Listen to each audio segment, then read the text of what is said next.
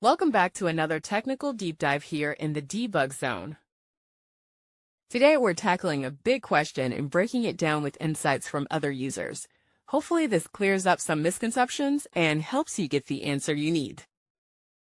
So buckle up, stay a little curious, and let's jump right in.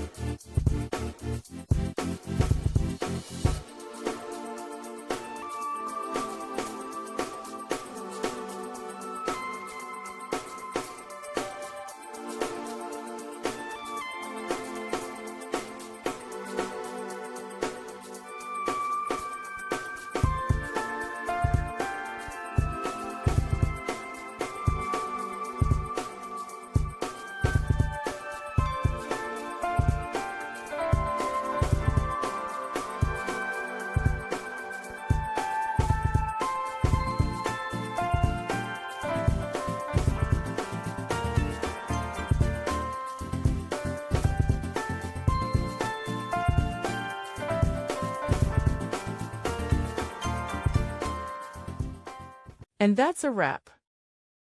I hope you found the answer you were looking for. If you did, take a second to hit that subscribe button. It really helps out. And let me know in the comments which solution worked best for you. See you next time in the debug zone.